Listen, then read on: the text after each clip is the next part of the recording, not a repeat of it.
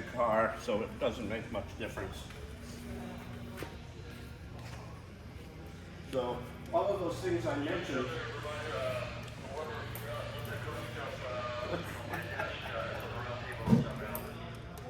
so they're hard rubber tires, just barn lamps for headlights, so you won't see where you're going on them.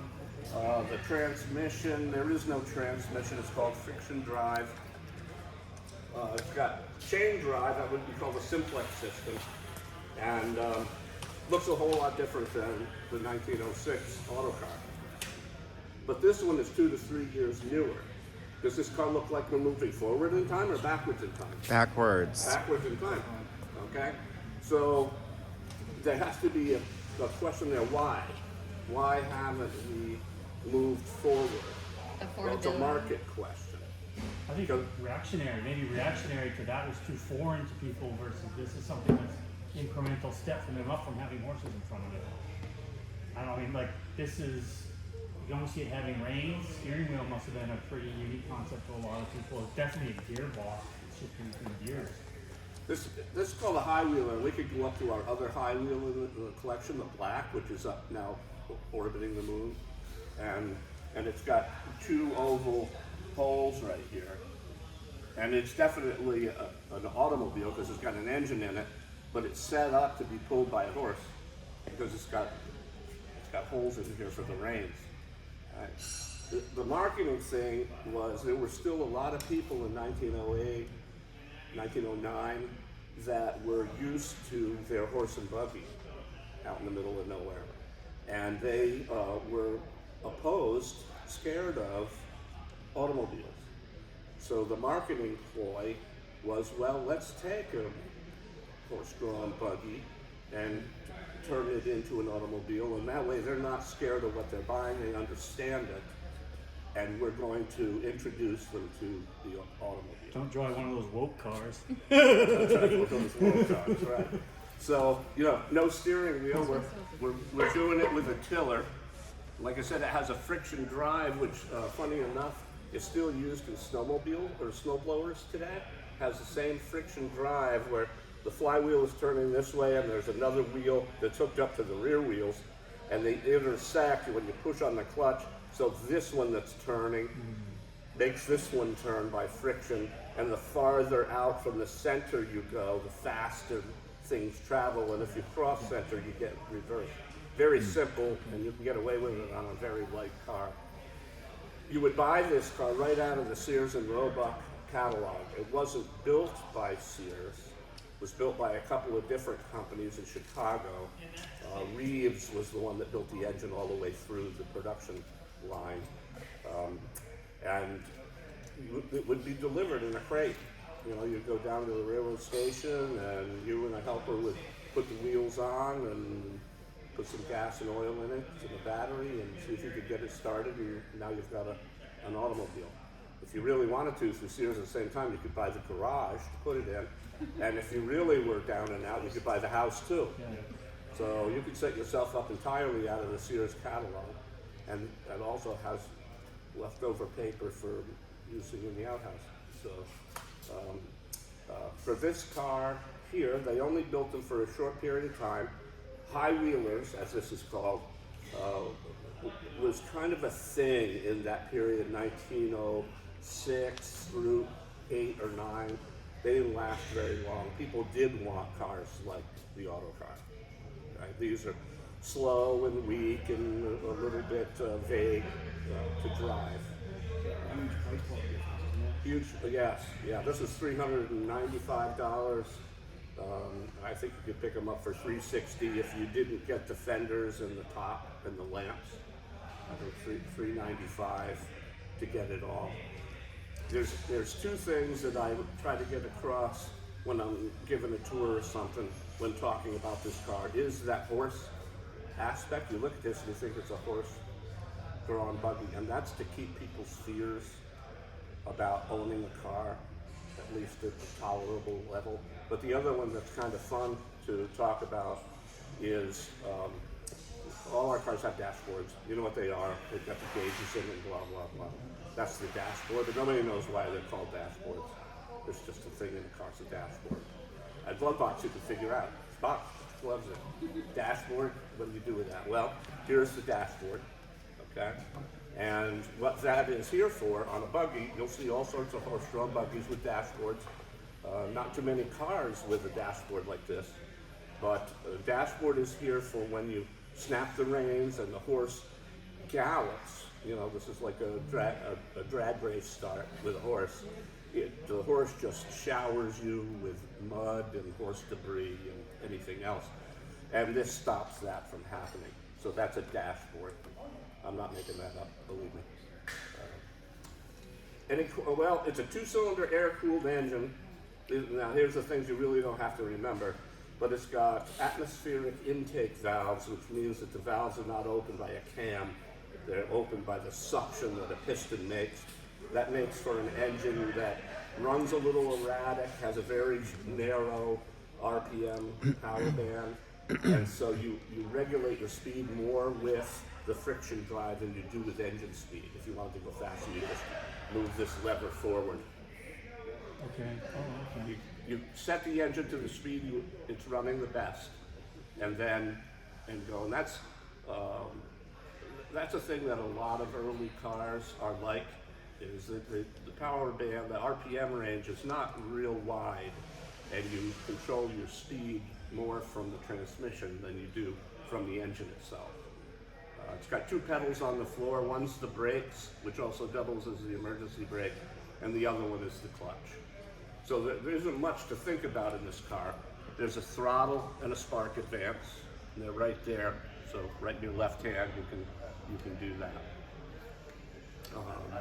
It's a dual exhaust, but not there for performance, just because cylinders are on one side and the other side. Floorboards are actually boards.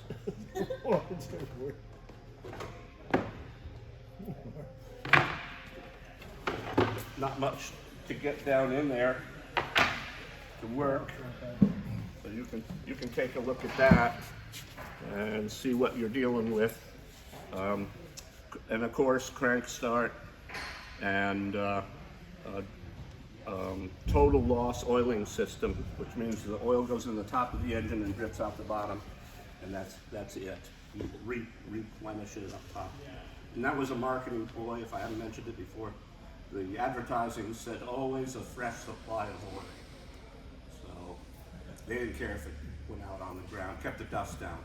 That's the glass half full. Right. These are quite easy to work on. This particular car is actually quite rare because it's only the 112th or 126th car off of their production line. They didn't have a production line, but this is a 126th car built. And that's another reason we know it's an 09, is because of the number. So everybody knows what Perry's Nut House is up there, Belfast.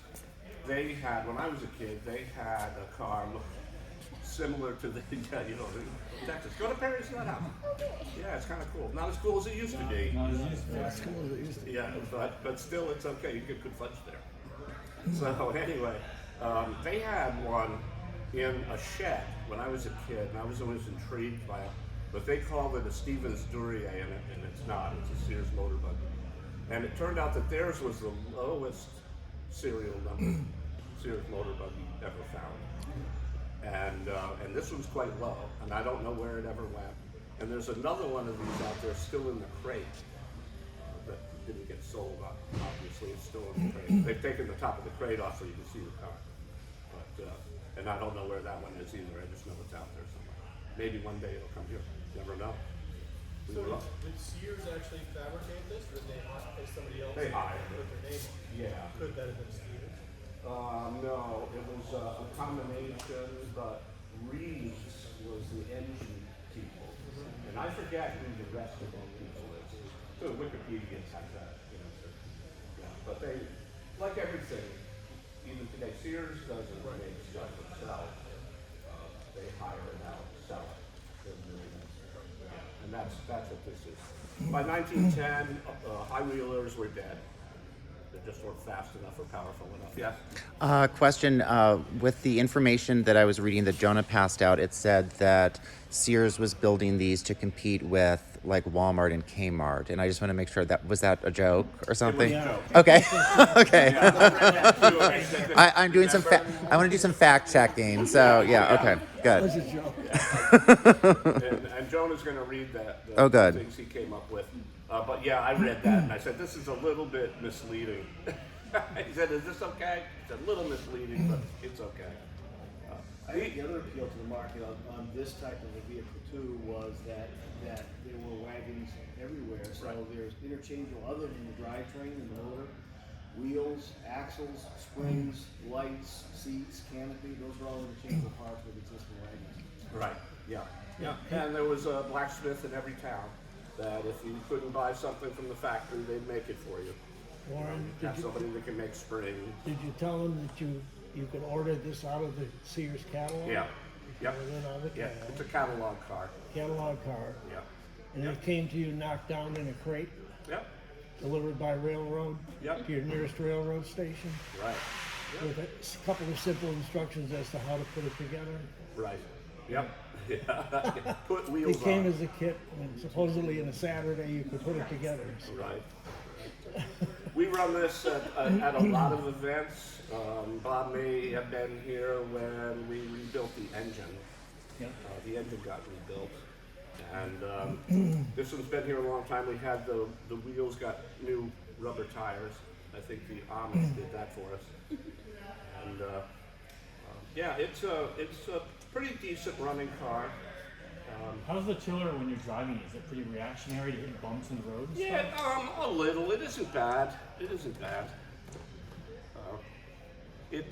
Anybody who wants to ride in this car next summer when we have it out there at an event, or even drive it, it's very simple to drive. Like I say, you have two pedals on the floor. One stop, the other one's go. So yeah, this car's been here a long time too. I don't know if Jonah, if you had the date on that. Yeah. It's in there. You wanna read your stuff? So, this specific motor buggy sort of was owned by a man named Harvey Gamage. He's the owner of Gamage Shipyard from 1924 to 1976, and that's when he passed away. After which his wife, Jennie Plummer Gamage, loaned his motor buggy to us May 14th, 1977. And this Sears Motor Buggy remained at the museum until Mrs. Gamage entered this motor buggy into the 1990 New England Auto Auction, where it was purchased by a man named Salim Lewis. And since the motor buggy... Salim Lewis, sorry. And since the buggy had become a staple of this museum, our Assistant Director and Curator at the time, David Machaiek, reached out to Mr. Lewis about keeping the motor buggy on loan to the museum, and they agreed. And this motor buggy was kept on loan from 1990 to 1994, where we purchased it outright. Which is rare. Yeah. We don't purchase many collection vehicles. They made about 8,000 of these in total, from 1908 through to, I believe, like 1910, right around there. Production went obviously up and then back down again. So you had something else to read there that had the Walmart and the Kmart in it, didn't you? Oh yeah.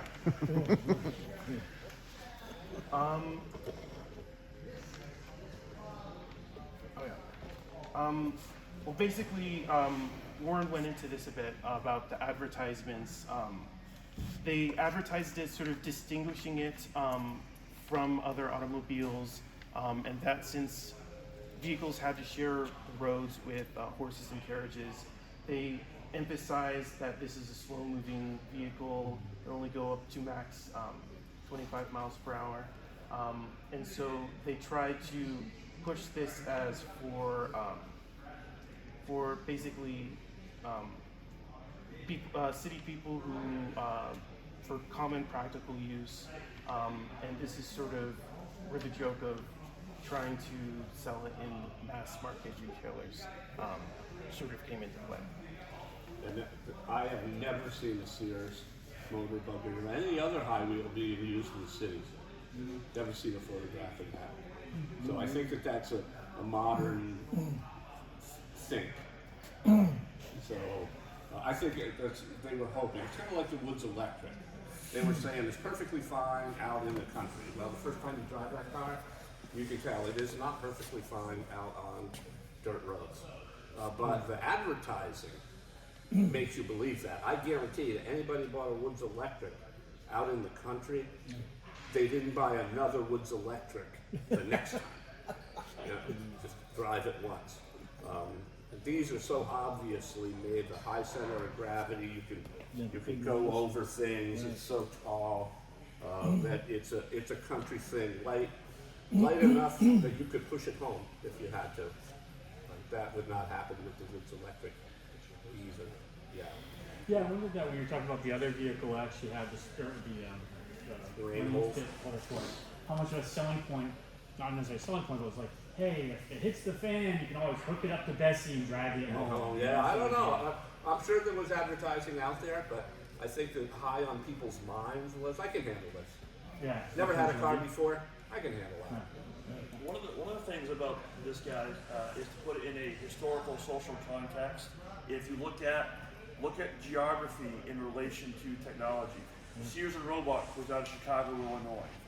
The other high wheeler we have, the one you're talking about, the black motor buggy that still has the rain slits in the dashboard. They were made in Chicago as well. If you look at International Harvester was famous for making high wheelers. Yeah. They were centered out of Chicago and Fort Wayne, Indiana. If you look up and down other 1909 areas, I mean, a Model T is essentially 1908, 1909 design. You look at that Cadillac. Stevens Duryea, the early automobiles were auto buggies made in Massachusetts, but very quickly they go from, say, the Wright Brothers flying machine to airplanes. We go from motor buggies to cars. Well, this is 1909, and we have lots of evidence. You look at the 07 Renault Vanderbilt Racer. We have a lot of evidence that society has moved on from motor buggies and we're making automobiles. But you look at which cultural dynamic is these are being made for. You're talking about Midwestern rural farmers that are very hesitant to social change. Sure. It's that kind of battle of rural fundamentalism versus urbanism at the same time. In a modern sense, this is someone that says, I'm never going to get a cell phone, and then now you have to have a cell phone to participate in the modern world. So they go buy a burner flip phone that is already antiquated before it started. And in some ways, Sears, Black, we are catering to that group with that. We don't want to change, but I guess we kind of have to change, and we have to make it relatable. They're almost outdated by 10 years by the time it comes out in 1909. So there's a lot of social dynamic behind that, which factors into it. And it's things that they can use and control. You have a lot more hand controls, whereas all these other automobiles are going to more foot controls and things for their speed. But farmers want to have their hands on the reins, so to speak. Sure. So if you look at the social context behind it, it's kind of it had a limited lifespan to begin with, based on who it was kind of made for. But The only other thing I think I was going to say, I'll remember 2 or 3 more things I was going to say, but the Sears is kind of like the next level here for volunteers to learn after they learn how to drive a Model T. Model T is a lot more complicated actually than this. This is a simple car, but because this is hard to break. This is like the next level. Once they've mastered the T, if they want to learn another car, it's cars like this, and even that Cadillac next to it. It looks fancier, but it's a pretty simple car, all running on the same principles that the Model T runs on. So that's like the next step up. Any other questions? Sure. It has it is an external drum brake. There's a rod that goes up here when you press on the brake pedal. It pulls 2 cables which pull those 2 rods, which collapses the brake shoe, if you will, around a drum at the rear wheel, and you get your brakes. What's kind of cool is you have two of these. You have one on each rear wheel. In a Model T, when you hit the brakes, you really only have one wheel that brakes because the brake is in the transmission and you have a differential on the back. So what you would see is one wheel will actually spin backwards while the other one rolls forwards. Model T brakes actually are pretty horrendous. At least you get both rear wheels braking on this car. So. Did they use natural hair? Like, was it leather for the pads? Did they use? Yeah, they did actually. Yeah, yeah, or cotton, yeah, weaving, cotton weave. Yeah, and they use cotton weave in the Model T transmission for the bands too. Now we're using Kevlar. Lasts forever. It works a lot better. Yep. I don't know forever, but yeah. Drive my truck. Yeah, like I've always said around here, everything runs better with a Model T carburetor on it. We've taken the original carburetor off of this and put a Model T carburetor on it because it's run a lot better. I have the original carburetor. So, but cars that we run, we Was will. it just not efficient, or did it get clogged easy? What was the difference in the carburetor? Carburetors and ignition were really problematic in the early days. Those were the two big things to overcome. They figured out just about everything else. But carburetors, they didn't really know how to make a good mixture. Okay, a flexible mixture. It would work well at this RPM and horrible at every other RPM. Model T Holly NHs turned out to be a really good carburetor for those slow turning engines. And I say you could run you could run anything on a Holly NH. I think the Moonlander has a few on it. Yeah. So Actually owned by Ford, or was it separate? separate, but they've always been. Fomoco was actually Ford. You could have a carburetor, a Fomoco carburetor, that was Ford. But Holly was their own company and sold to whoever wanted to put it on their cars. GM was mostly Rochester.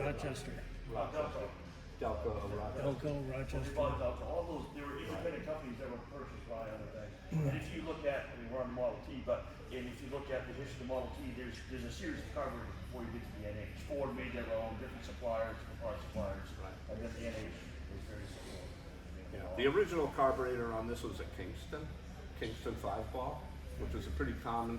Model Ts in 1909 used Kingston 5-balls. Everybody did. Carburetor manufacturers and ignition manufacturers supplied carbs and ignition for many different makes. Almost all different makes. Almost nobody was building their own carburetor. And was that basically easier to find, license it from someone who figured it out, and Yep. try to figure it out? Cost effective. yourself? Just get your ignition and carburation from some other outfit. We don't have to deal with it. Right. And if you look at this era, not just Sears, but Sears is a good example of this because Sears and Roebuck was a distributor. They contracted for different manufacturers to make the different parts to put that together. Just about every early automobile manufacturer, especially including Ford, they all wanted to make automobile dealers. And if you looked at, say, Detroit or those areas, they were all the same part suppliers, all the same blacksmiths making all the parts for the designers that wanted to build their car. Most of them were all assembled cars. Harvey and Horace Dodge, the Dodge brothers, they're the ones that designed a lot of the parts for Henry Ford and built half of his cars. And many others. And many others. Right. You look at Harley Davidson motorcycles out of Wisconsin. They designed their engine, but it was Mr. Evinrude that built the first Harley Davidson engines before they go on. So that's a common thing. You'll see a lot of different people's ideas in those vehicles. Which, if you look at modern day automobile manufacturing, you'd be surprised how many companies there are that they do all the manufacturing for the large companies just based off of their designs. That's why you get, especially in the early days, a lot of different, we call them assembled vehicles because they're getting the parts from all kind of different outsourcers and putting them together. Yeah. Does everybody know, and there's no shame in not knowing what a carburetor does?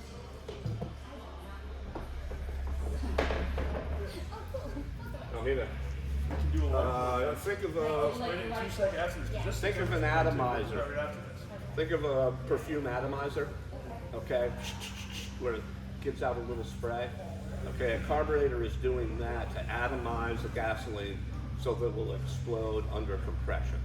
It'll explode. Anybody know what the average ratio is? Bob, you know what the ratio is? 14 to 1. Yep, 13, 14 to 1, by and large. Unless you do strange things to your engine, like put a blower on it or something like that. 14 parts air. 14.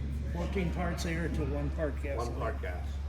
Yep, and that's what a carburetor is doing. It's taking air and gas and mixing them together into 14 to 1 and then atomizing it into the engine. That's a misconception a lot of people have about gas.